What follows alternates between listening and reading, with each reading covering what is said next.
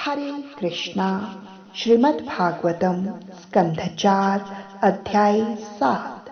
राजा दक्ष द्वारा आयोजित यज्ञ में उपस्थित महान विभूतियों द्वारा श्री भगवान आदि नारायण की स्तुति।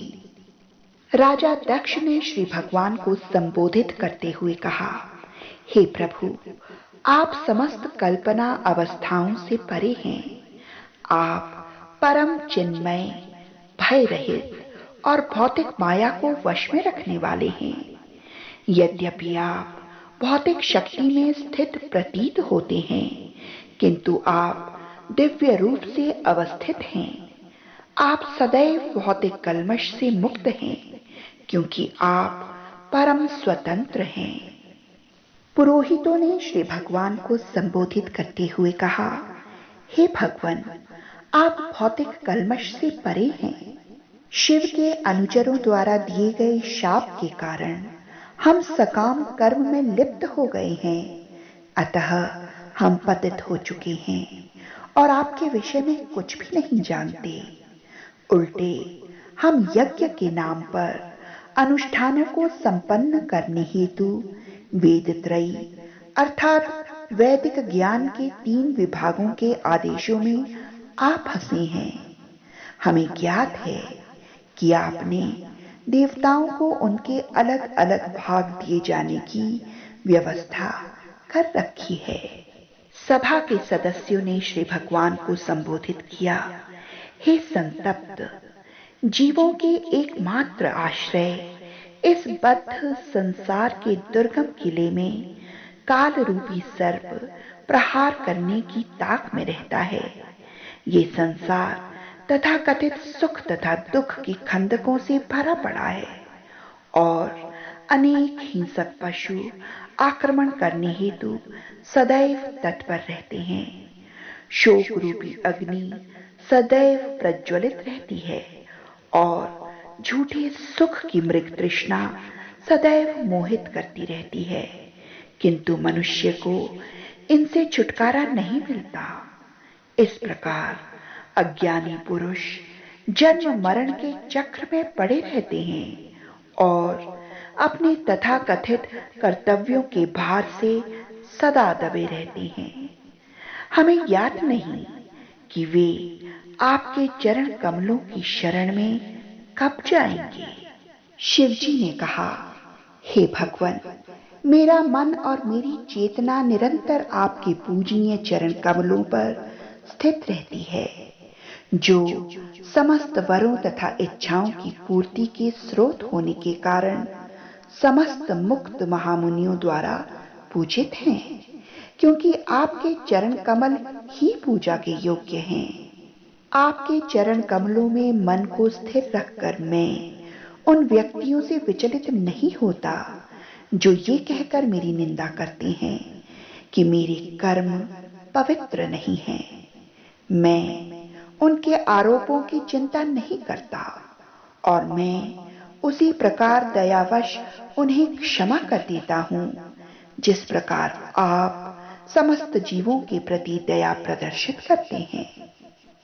भृगु मुनि ने कहा, हे भगवान, सर्वोच्च ब्रह्मा से लेकर सामान्य चींटी तक सारे जीव आपकी माया शक्ति के दुर्लंघ्य भ्रमजाल के वशीभूत हैं और इस प्रकार वे आपकी स्वाभाविक स्थिति से अपरिचित हैं। देहात्म बुद्धि में विश्वास करने के कारण सभी मोह के अंधकार में पड़े हुए हैं। वे वास्तव में ये नहीं समझ पाते कि आप प्रत्येक जीवात्मा में परमात्मा के रूप में कैसे रहते हैं। ना तो वे आपके परम पद को ही समझ पाते हैं, किंतु आप समस्त शरणागत जीवों के सनातन सखा एवं रक्षक हैं। अतः आप हम पर कृपालु हों और हमारे सभी अपराधों को क्षमा कर दें। ब्रह्मा जी ने कहा, हे भगवान, यदि कोई पुरुष आपको ज्ञान अर्जित करने की विभिन्न विधियों द्वारा जानने का प्रयास करे, तो वो आपके व्यक्तित्व एवं शाश्वत रूप को नहीं समझ सकता। आपकी स्थिति भौतिक सृष्टि की तुलना में सदैव दिव्य है, जबकि आपको समझने के अनुभवजन्य प्रयास, लक्ष्य तथा साधन सभी भौतिक हैं। राजा इंद्र ने कहा, हे भगवान, प्रत्येक हाथ में आयुध धारण किए आपका ये अष्टभुज दिव्य रूप संपूर्ण ब्रह्मांड के कल्याण हेतु प्रकट होता है और मन तथा नेत्रों को अत्यंत आनंदित करने वाला है। आप इस रूप में अपने भक्तों से ईर्ष्या करने वाले असुरों को दंड देने हेतु सदैव तत्पर रहते हैं।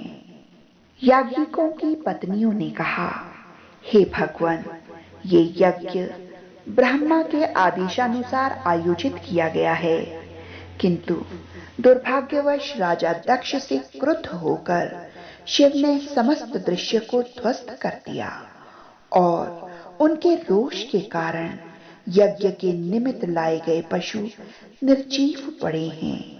अतः यज्ञ की समस्त तैयारियां निरर्थक हो चुकी हैं। अब कृपया आपके कमल जैसे नेत्रों की चितवन से इस यज्ञशाला की पवित्रता को पुनः स्थापित कीजिए। ऋषियों ने प्रार्थना की, हे भगवान, आपके कार्य अत्यंत अद्भुत हैं और यद्यपि आप सब कुछ अपनी विभिन्न शक्तियों से करते हैं, किंतु आप उनमें जरा भी लिप्त नहीं होते। यहां तक कि आप संपत्ति की देवी लक्ष्मी जी में भी लिप्त नहीं हैं, जिनकी पूजा ब्रह्मा जैसे बड़े बड़े देवताओं द्वारा उनकी कृपा प्राप्त करने के उद्देश्य से की जाती है। सिद्धों ने स्तुति की, हे भगवान, हमारे मन उस हाथी के समान हैं जो जंगल की आग से त्रस्त होने पर नदी में प्रविष्ट होते ही सभी कष्ट भूल सकता है।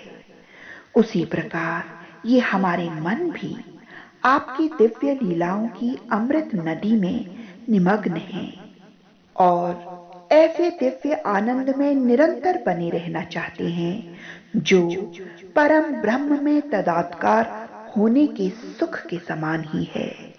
राजा दक्ष की पत्नी ने इस प्रकार प्रार्थना की, हे भगवान, ये हमारा परम सौभाग्य है कि आप इस यज्ञ स्थल में पधारे हैं। मैं आपको सादर नमस्कार करती हूँ और आपसे प्रार्थना करती हूँ कि इस अवसर पर आप प्रसन्न हों। ये यज्ञ स्थल आपके बिना शोभा नहीं पा रहा था, जिस प्रकार की सिर के बिना धड़ शोभा नहीं पाता।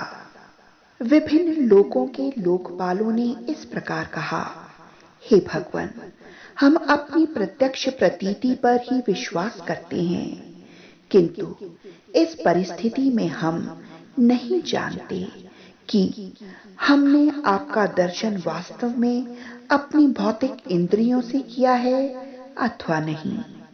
इन इंद्रियों से तो हम दृश्य जगत को देख पाते हैं, किंतु आप तो 5 तत्वों से परे हैं। आप तो छठवें तत्व हैं। अतः हम आपको भौतिक जगत की सृष्टि के रूप में देख रहे हैं। महान योगियों ने कहा, हे भगवान, जो लोग ये जानते हुए कि आप समस्त जीवात्माओं के परमात्मा हैं, आपको अपने से अभिन्न देखते हैं, वे निश्चय ही आपको परम प्रिय हैं। जो आपको स्वामी तथा अपने आप को दास मानकर आपकी भक्ति में अनुरक्त रहते हैं, आप उन पर परम कृपालु रहते हैं। आप कृपावश उन पर सदैव हितकारी रहते हैं। हम उन परम पुरुष को सादर नमस्कार करते हैं, जिन्होंने नाना प्रकार की वस्तुएं उत्पन्न की और उन्हें भौतिक जगत के तीनों गुणों के वशीभूत कर दिया, जिससे उनकी उत्पत्ति, स्थिति और संहार हो सके। वे स्वयं बहिरंगी शक्ति के अधीन नहीं हैं। वे व्यक्तिगत रूप में भौतिक गुणों के विविध प्राकट्य से रहित हैं और मिथ्या माया मोह से दूर हैं। मूर्तिमंत वेदों ने कहा, हे भगवान, हम आपको सादर नमस्कार करते हैं, क्योंकि आप सत्व गुण के आश्रय होने के कारण समस्त धर्म तथा तपस्या के स्रोत हैं। आप समस्त भौतिक गुणों से परे हैं और कोई भी ना तो आपको और ना आपकी वास्तविक स्थिति को जानने वाला है। देवताओं ने कहा, हे भगवान, पूर्व में जब प्रलय हुआ था तब आपने भौतिक जगत की विभिन्न शक्तियों को संरक्षित कर दिया था। उस समय उधर्व लोक के सभी निवासी, जिनमें सनक जैसे मुक्तात्मा जीव भी थे, दार्शनिक चिंतन द्वारा आपका ध्यान कर रहे थे। अतः आप आदि पुरुष हैं और आप प्रलयकालीन जल में शेष शैया पर शयन करते हैं। आप आज हमें दृष्टिगोचर हुए हैं। हम सभी आपके दास हैं, कृपया हमें शरण दीजिए। गंधर्वों ने कहा, हे भगवान, शिव, ब्रह्मा, इंद्र तथा मरीचि सहित समस्त देवता और ऋषिगण आपके ही शरीर के विभिन्न अंश हैं। आप परम शक्तिमान हैं। ये सारी सृष्टि आपके लिए कौतुक मात्र है। हम सदैव आपको पूर्ण पुरुषोत्तम भगवान के रूप में स्वीकार करते हैं और आपको सादर नमस्कार करते हैं। विद्याधरों ने कहा, हे प्रभु, ये मानव देह सर्वोच्च सिद्धि प्राप्त करने के निमित्त है, किंतु आपकी बहिरंगी शक्ति के वशीभूत होकर जीवात्मा अपने आप को भ्रमवश देह तथा भौतिक शक्ति मान बैठता है। अतः माया के वश में आकर वो भौतिक भोग द्वारा सुखी बनना चाहता है। वो दिग्भ्रमित हो जाता है और क्षणिक भ्रामक सुख के प्रति सदैव आकर्षित होता रहता है। किंतु आपके दिव्य कार्यकलाप इतने प्रबल हैं कि यदि कोई मनुष्य उनके श्रवण तथा कीर्तन में अपने आप को लगाए तो माया से उसका उद्धार हो सकता है। ब्राह्मणों ने कहा, हे भगवान, आप साक्षात यज्ञ हैं। आप ही घृत की आहुति हैं। आप अग्नि हैं। आप वैदिक मंत्रों के उच्चारण हैं, जिनसे यज्ञ कराया जाता है। आप ईंधन हैं। आप ज्वाला हैं। आप कुश घास हैं और आप ही यज्ञ के पात्र हैं। आप यज्ञकर्ता पुरोहित हैं। इंद्र आदि देवतागण भी आप ही हैं और आप यज्ञ पशु हैं। जो कुछ भी यज्ञ में अर्पित किया जाता है वो आप या आपकी शक्ति है। भगवान, हे साक्षात वैदिक ज्ञान, अत्यंत पुरातन काल में, पिछले युग में, जब आप महान सूकर अवतार के रूप में प्रकट हुए थे, तो आपने पृथ्वी को जल के अंदर से इस प्रकार उठा लिया था जिस प्रकार कोई हाथी सरोवर में से कमलिनी को उठा लाता है। जब आपने उस विराट सूकर रूप में दिव्य गर्जन किया तो उस ध्वनि को यज्ञ मंत्र के रूप में स्वीकार कर लिया गया और सनक जैसे महान ऋषियों ने उसका ध्यान करते हुए आपकी स्तुति की।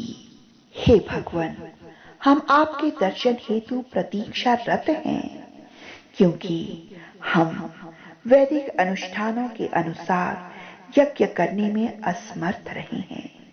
अतः हम आपसे प्रार्थना करते हैं कि आप हम पर प्रसन्न हों। आपके पवित्र नाम का कीर्तन करने मात्र से समस्त बाधाएं दूर हो जाती हैं। हम आपके समक्ष आपको सादर नमस्कार करते हैं। इस प्रकार भगवान श्री विष्णु की ये स्तुति संपूर्ण हुई। हरे कृष्ण हरे कृष्ण कृष्ण कृष्ण हरे हरे, हरे राम राम राम हरे हरे।